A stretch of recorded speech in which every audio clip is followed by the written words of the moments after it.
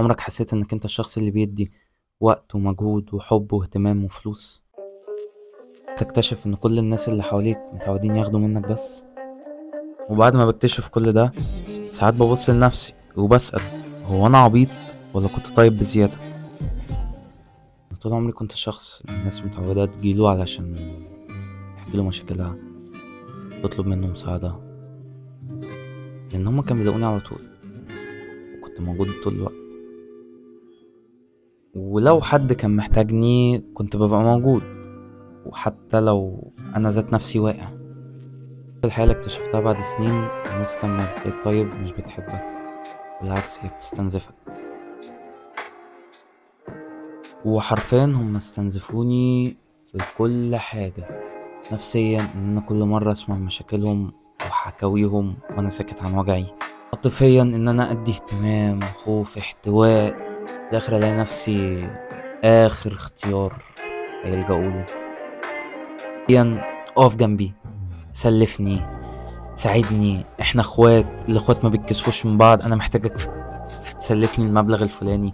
حتى لو انا في قعر القاع، تحت القاع ذات نفسه، يعني هيطلبوا مني المساعدة وانا بساعدهم.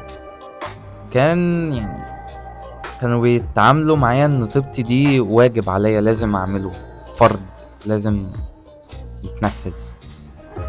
والغريب ان حتى الناس اللي قالت انها بتحبني كانت اكتر ناس عرفت تستنزفني، لانهم كانوا عارفين اني مش هقول لا. ومع كل ده واللي حصل معايا من كتر الاستنزاف والاستهلاك والاستغلال، بدأت اتغير. بقيت افكر 1000 مرة قبل ما اساعد حد، بقيت اشك في كل كلمة حلوة ممكن تتقالي، لان اكتشفت ان الناس مش كلها بتقدر الطيب. في ناس بتشوف الطيب شخصية سهلة، بس الحقيقة اللي اكتشفتها ان العيب انك مش طيب. العيب انك تفضل تدي الناس عمرها ما فكرت تسأل حتى تعمل ايه. ولو سألت آه، تدخل تسأل عشان تمهد الطريق ان هي تبقى تستهلكك للحاجة اللي هي عايزاها، انك تحرق نفسك عشان تنور لناس مجرد ما نورك هيطفي هيمشوا.